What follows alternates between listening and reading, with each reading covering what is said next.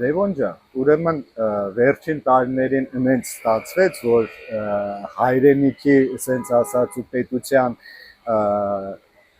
վիճակով պայմանավորված ուզած չուզած ասենց ասած այն ինչով որ զբաղվում էինք, կարելի է ասել թողել ենք մի կողմ, մեր ներուժը դրել ենք ու մտել ենք ինչ որ պայքարի մեջ, որը որ շատ հետաքրքիր է։ Ու մասնագիտությունից ելնելով հիմա մենք երկուսս էլ քաղաքագետ ենք ու հիմա վերցնելով պետության ու հասարակության քաղաքական համակարգը ու սոցիալ հոգեբանական վիճակը, որովհետև սոցիալ հոգեբանական վիճակը այն կարևորագույն ֆակտորներից մեկն է, որը որ անընդհատ հանգեցնում է ինչ-որ բանի։ Եթե դու վերցնում ես ու մեխանիկորեն նայում ես քաղաքական համակարգին կամ քաղաքական գործիչներին բաց թողնելով հասարակության յուրաքանչյուր անդամի հոգեբանական գործոնը, ու չես կարողանում անել անալիզ։ Ես ուզում եմ մենք դրանից խոսենք։ Այն ինչը որ մեզ հանգեցրել է այսօրվան ու ինչ հնարավոր գործիքակազմ կա, որ թե իշխանությունը առավելապես, որովհետև դա իր ուղիղ գործառույթն է, թե ընդդիմությունը, որ պետքա ու պարտավոր է անի, որ այս վիճակից սկսենք գոնե դուրս գալ։ Այստեղ շատ կարևոր մի հատ բան պետք է նշենք, որ մեզ մոտ սոցիալ հոգեբանական առումով կա գլխավոր մի հատ գործոն, որը կոչվում է հիասթափություն։ Առաջին հերթին դա 2020 թվականից հետո գլուխ բարձրացրեց, որովհետև հիասթափությունն էր այն քարոզչության նկատմամբ, որը որ մինչև այդ կիրառվում էր, որ մենք Կովկասի ամենաուժեղ բանակը ունենք, մենք կարող ենք, մենք հաստատապես հաղթելու ենք եւ մենք ոչ միայն պաշտպանողական մարտեր ենք մղելու, այլ անգամ քարոզչությունը տարվում էր այն ուղղությամբ, որ նոր պատերազմ, նոր տարածքներ եւ այսպեսի ու պատերազմի պարտությունը ինքնին հանգեցրեց նաեւ հիասթափվածության հետ մեկտեղ անորոշության զգացման։ Մարդիկ փորձում էին հասկանալ արդյոք այս անորոշ իրավիճակում տարբերակ կա, ելքեր կան, որպեսզի իրենց ապագան կապեն Հայաստանի Հանրապետության հետ եւ իհարկե նույնիսկ մեր արցախցի հայրենակիցները մտածում էին արդյոք տարբերակ ունենք Արցախում շարունակել մեր բնակությունը, մեր հայրենիքում ապրելը եւ այլն։ Մարդիկ կանգնեցին ու ներկայիս իշխանությունները այդ ժամանակ եւս լինելով իշխանության, ասացին որ այո, ապագա կա։ 2020 թվականի պատերազմից հետո Ստեփանակերտում շենքեր էին կառուցում, արցախցի մեր հայրենակիցներին ասում են գնացեք, բնակեցրեք այս տարածքները, որևէ խնդիր չի լինելու։ Նույնիսկ Հայաստանի քաղաքացիներին են կոչ անում, որ որևէ խնդիր չկա։ Սակայն 2021 թվականից հետո եւս արդեն Արցախի հայաթափումով, 22 թվականի ներխուժումներով եւ իհարկե Ադրբեջանի օրեցօր ավելացող պահանջների դրույթում մենք տեսնում ենք, որ մարդիկ հասկացան, որ իրենք եւս մեկ անգամ խաբվեցին։ Այսինքն Արցախը դարձավ այնպես, որ Ադրբեջանի տարածքն է, որոշ իշխանավորների պնդումներով այլևս մեր հայրենիքը չէ, չի եղել, հա, երբ ամեր եղել։ Եվ իհարկե այս ամեն ինչից հետո հիասթափվածության ալիքը էլ ավելի մեծ գլուխ բարձրացրեց։ Ու արդեն 2026 թվականին, երբ որ մենք ունեցանք ազգային ժողովի հերթական ընտրություններ, ձևավորվեց նոր ընդդիմադիր դաշտ, կարելի է բնութագրել, այսինքն քաղաքական պայքարը ավելի սուր դարձավ եւ մարդիկ հույսեր էին կապում, որ այս ընդդիմությունը եթե միավորվի, մեծ միավորումից մենք կարողանանք նաև հիասթափվածությունը եւ անորոշությունը հաղթահարել, ունենանք ուժեղ կամ բարգավաճ կամ միասնական պետություն ու կարողանանք էլ առավել մեծ արդյունքների հասնել։ Մի մասն էլ իհարկե հավատացած էր, որ Նիկոլ Փաշինյանը մեզ իրավամբ պետք է ինչ-որ խաղաղություն բերի, սակայն եւ տարբեր քաղաքագետների եւ իհարկե բոլոր գիտակից մարդկանց համար պարզ է, որ այստեղ խաղաղության հետ կապված մենք բացարձակ կեղծ իրականություն ունենք, որտեղ պնդում են, որ պարտության մասին արձանագրությունը եւ պահանջները միակողմանի կատարածելը դա խաղաղության մասին է խոսում։ Ու այս համատեքստում ընդդիմությունը չմիավորվեց, բացի չմիավորվել է նաեւ մենք ունեցանք այնպիսի վիճակ, որ հաստատի ընտրությունները եւս Բարգավաճ Հայաստանին դուրս թողնելու ձևաչափով, նաև տարբեր որոշումներով վարչական ռեսուրսների չարաշահմամբ կեղծվեցին եւ ընդդիմությունը կրեց պարտություն։ Այժմ էլ իշխող ռեժիմը ոչ միայն այս հիասթափվածությունը եւ անորոշությունը մի կողմ ունի, նաև ժողովրդավարական որոշակի նշույլները, որոնք որ կային ընդդիմությունների տեսքով ձևականորեն պահպանվում էր, անգամ այդ ամենը շուտ տվեց հակառակ երեսով ու ստացվեց այնպես, որ մենք անգամ ժողովրդավարություն չունենք։ Այսինքն ունենք Արցախ, ունենք ժողովրդավարություն, ունենք ընդդիմության պարտություն, այս պարագայում իհարկե նաև Փաշինյանը չհաղթեց։ Ըստ միակ հույսն է, որ եթե տարբեր ուժեր կներես ընդհատում եմ արի այդ անուն ազգանունը չհնչեցնենք, մեկա պարզավում մասին է խոսքը։ Եվ իհարկե մենք այս անորոշությունը եւ իհարկե հիասթափվածության խնդիրը այժմ էլ նաև տարբեր են ռիսկերը, որոնց հետ բախվում ենք աշխարհաքաղաքական տեսանկյունից, Հայաստանի Հանրապետության քաղաքացիների մոտ առաջացնում են սոցիալ-հոգեբանական մի այնպիսի վիճակ, երբ որ մարդիկ կրկին անգամ կանգնած են մի հարցի շուրջ որոշման, մնան այստեղ, գնան այստեղից, պայքարեն, բայց ում հետ պայքարեն եւ ինչ հույսեր կապեն քաղաքական գործող դերակատարների, թե ընդհանրապես չկապեն։ Ու կոտորվեն։ Սենց մի հատ հետաքրքիր բան կա։ Ինձ այդ հարցը ես անընդհատ ինքս ինձ տալիս եմ, բայց պատասխան չեմ գտնել։ Տես, վերջին ավելի քան 20 տարիների ընթացքում մի մարդ այն ժամանակվա գործող իշխանություններին ամեն օր մեղադրում էր ինչ որ սուտ ու կեղծ ինչ որ գործողությունների մեջ ու ձևավորում էր կարծրատիպ, չէ՞, նախկին նախագահների կամ այն ժամանակվա գործող իշխանության անդամների եւ այլն գեներացնում էր ատելություն, սկզբում արցախցիների ու Հայաստանի հայերի, հետո արդեն բուն հայերի մեկը մյուսի նկատմամբ ձևավորվել է մի կարծրատիպ, որը որ վերցնելով նա իշխանությունը կարողանում է առայժմ պահի ու դա կոտրի ընդդիմադիր դաշտի առանձին գործիչների վրա ու նրանց ամեն մեկին առանձին ցես թոքը ձեռը նրանց խաղացնում է ու դա հլավոր իր մոտ ստացվում է, չէ՞։ Այս ընտրություններին կոնկրետ այս ընտրություններին մեր քաղաքական ռեսուրս ունեցող քաղաքական գործիչները, կուսակցությունների դաշինքները ունեին ֆենոմենալ մի հատ հնարավորություն առհասարակ չմասնակցելով ընտրություններին ու առաջացնելով քաղաքական կոլապս, ասենց ասած, ճգնաժամ ու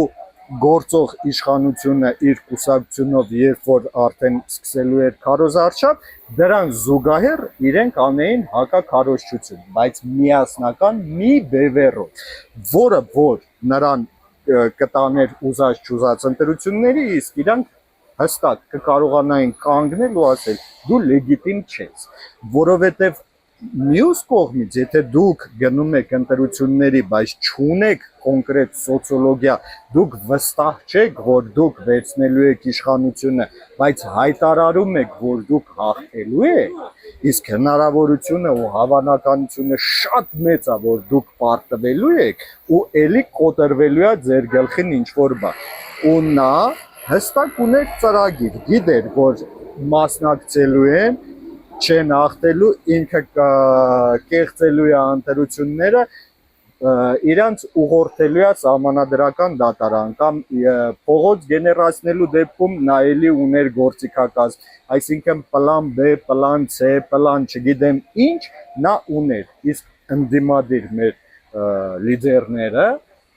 բացի պլան A-ից ոչ մի ուրիշ պլան, քան նրա թելադրանքով խաղալը չունեին։ Սա ֆենոմենալ երևույթ, ֆենոմենալ ուղղակի։ Երբ որ տվյալ անձնավորությունը քարոզարշավի ժամանակ անընդհատ հայտարարում էր եռագլուխ հրեշի մասին, մենք պետք է փաստենք, որ գլխավոր հրեշը ինքն է։ Ինչու՞, որովհետև ինքը կոնկրետ սնվում է ատելությամբ։ Հասարակության տարբեր շերտերի միջև իր գեներացրած ատելությամբ, այդ ձևավորված թեզի շուրջ նախկինների, փալանչիների հանդեպ ձևավորված ատելությամբ, ինքը կարողանում է նաև սոցիալ դասակարգային այդ պայքարի ամբողջ էներգետիկան վերցնել եւ տանել դեպի նախկին փալանչները, բայց մի շատ կարևոր դեպք արձանագրվեց քարոզարշավի ժամանակ, երբ որ կոմիտասի փողոտայում քարոզության ժամանակ մի շատ հարգելի եւ պատվարժան տիկին ասաց 8 տարի ունեիր։ Ինչի՞ այդ ամեն ինչը չէիր անում։ Այդ շատ կարևոր եւ իր քարոզչական թեզը կոտրող հարց է։ Երբ որ նա 2018-ին հայտարարում էր այդ ամբողջ թալան հետ վերադարձելու մասին եւ մեր որպես քաղաքացի մեր գրպանները հետ վերադարձնելու մասին, ուներ 8 տարի։ Նա շատ լավ, շարունակաբար ամբողջ թեզերը համակարգված ձևով պահեց, բերեց հասցրեց նաև արդեն այս ընտրությունների ժամանակ եւ հիմա էլ հաջորդիվ մենք պետք է իրոք ականատես ենք լինելու ազգային ժողովի, երբ որ ընդդիմադիրները իրենց մանդատները վերցնեն, որ Վահագն Ալեքսանյանը կամ այլ մարդկանց դեմքով գնալու են եւ կանգնեն ու բոլոր ընդդիմադիրները ովքեր այնտեղ կան մեղադրեն հալանչիության եւ մնացածի մասին ամբողջ օրակարգը լցնեն ատելությամբ ու այդ ընթացքում նորից ու նորից Ադրբեջանի պահանջները սկսեն իրականացնել։ Այսինքն ու այս համատեքստում մենք ունենալու ենք իրավիճակ, երբ որ հասարակության տարբեր շերտեր սկսելու են ատելության խոսք տարածել, տեսնելու են այս ամբողջ շոու կրկես ներկայացումը ու չենք տեսնում թունելի վերջում այն լույսը, որը որ ազդարարելու է, որ վերջ ատելությանը մենք ունենք հստակ քաղաքական միտք Հայաստանը այս ուղով տանելու մասին, զարգացման այս տեսլականի մասին, ու մենք պետք է ունենանք քաղաքական ուժեր, որոնք դուրս են գալիս տվյալ անձնավորության ստեղծած նախաձեռնություններին պատասխանողի կարգավիճակից։ Իրենք պետք է լինեն նախաձեռնող, իրենք պետք է իրավիճակ ստեղծեն, իրավիճակ թելադրող լինեն։ Իհարկե մենք պետք է հաշվի առնենք, որ գործ ունենք իշխանական բոլոր լծակները ունեցող եւ ժողովրդավարական իսախարխուլ իրավիճակից արդեն ուղիղ եւ բացահայտ ավտորիտար կառավարման գնացող անձի հետ, ով որևէ միջոցի առջև կանգ չի առնելու, որպեսզի յուրաքանչյուր ճշմարիտ եւ ընդդիմադիր խոսք ուղղակիորեն թույլ չտա, որպեսզի բարձրաձայնվի, նրանց տանի բանդ, կեղծ եւ շինքու մեղադրանքներով, ընդդիմադիր կուսակցությունների եւ ընդդիմադիր առաջնորդների փակի բանտերում, որպեսզի ինքը կարողանա հաշվետվություն ներկայացնել իրեն իշխանությանը պահելու համար օգնած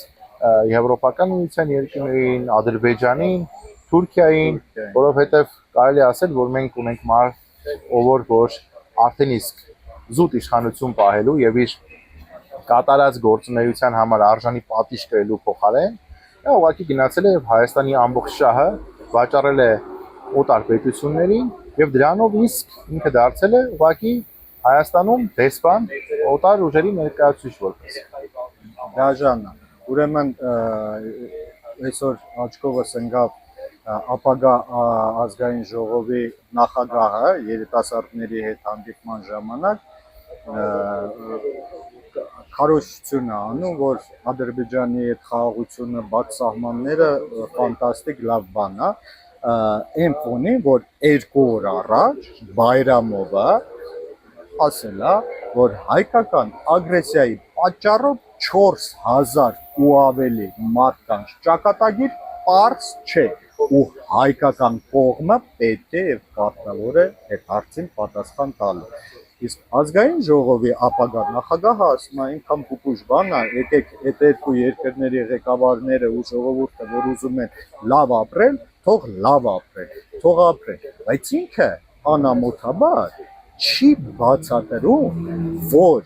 իհարկե բաց սահմանները լավ բան է, բայց այդ բաց սահմանները եթե դու ունես իշխանություն, որը որ սպասարկում է քո պետության ու ազգի շահը, այլ ոչ թե օտարի կամակատար ես, այդ դեպքում ցանկացած երկրի հետ մենք պետք է ու պարտավոր ենք ունենանք հարաբերություններ։ Բաց սահմանը ի՞նչ է նշանակում։ Եթե դու սահմանները բացես, ես ասել եմ, մի կողմից արևմտյան Ադրբեջան, մի կողմից արևելյան Թուրքիա գալու են ու Երևանի սրտում իրար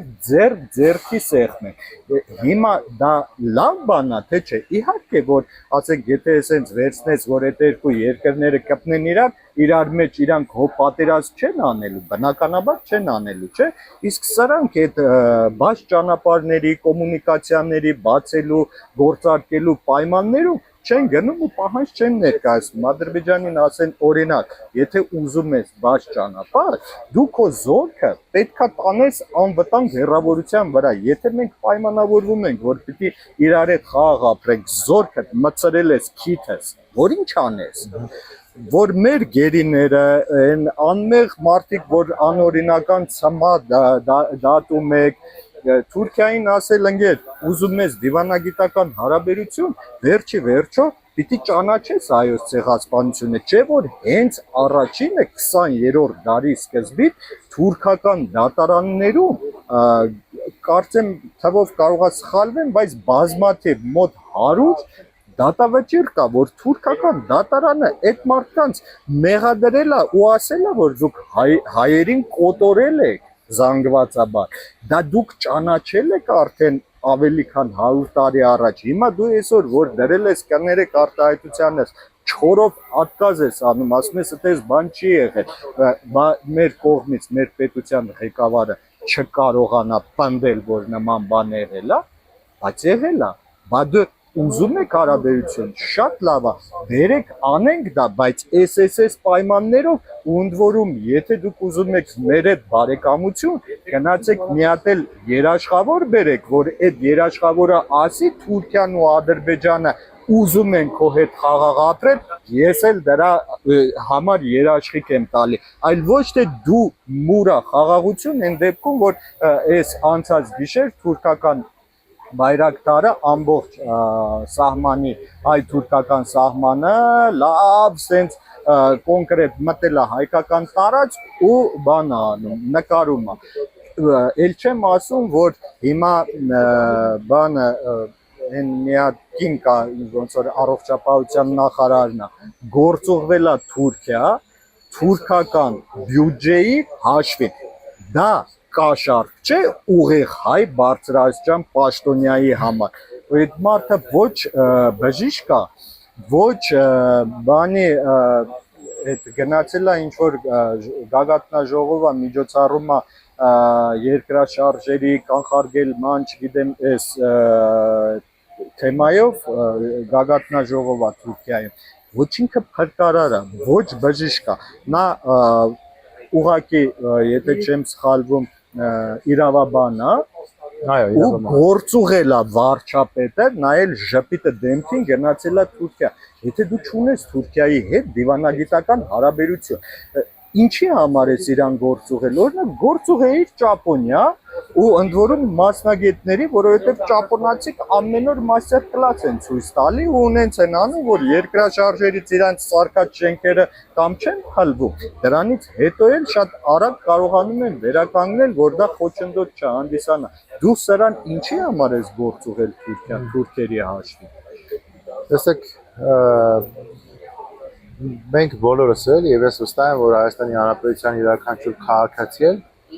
շատ մեծ ցանկություն ունի, որպեսզի խաղաղ ապրենք։ Խաղաղ ապրենք, զարգանանք, որևէ խնդիր չլինի, պատերազմ չլինի։ Միայն հիմարը կցանկանա, որպեսզի իր երկրում պատերազմ լինի, բայց երբ որ տեսնում ենք աշխարհաքաղաքական տեսանկյունից, այո, բոլոր երկրները ցանկանում են, որպեսզի այս տարածաշրջանում խաղաղություն լինի, առևտուր անեն, իրենց տնտեսական, լոգիստիկ հարցերը լուծեն, մեկը ցանկանում է նավթամուղ անցկացնի, մյուսը գազամուղի համար է աշխատանքներ իրականացնում, մյուսը լոգիստիկ փոխադրումների եւ այլն, ու աշխարհաքաղաքական տարբեր բևեռների շահերը այստեղ խաչվում են։ Մենք էլ ենք ցանկանում բաց սահմաններ, առևտուր, խաղաղություն, բայց ամենակարևոր երկրորդ ակտորը եւ իր հիմնական մեջքին եւ թիկունքին կանգնած պետությունը, այսինքն Թուրքիան եւ Ադրբեջանը, այս պարագայում ուղղակիորեն իրենց միակ ցանկությունը խաղաղությունը եւ առևտուրը չի։ Իրենց ցանկությունը արևմտյան Ադրբեջանի կոնցեպտի իրականացումն է, Հայաստան որպես պետություն ավարտն է,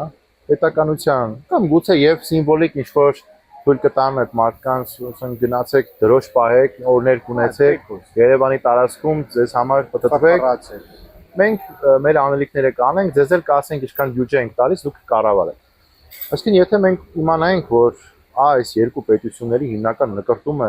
իրոք եւ անկեղծ խաղաղությունն է, մեզ հետ հարաբերություններն են, այսինքն երկարաժամկետ առումով ձևավորված ճշտամությունը, տարբեր պատերազմների եւ թափված այլունը մաքրելն է ու նոր էջից պատմությունը սկսելն է, մենք կասենք, այո, ուրեմն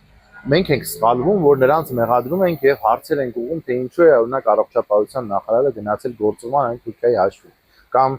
ինչու է սա խնդիր, երբ որ բարձրաձայնվում են 300,000 ադրբեջանցիների կամ արևմտյան Ադրբեջանի կոնցեպտի մասին հարցեր։ Սակայն ուղղակիորեն այդ պետությունները ցույց են տալիս,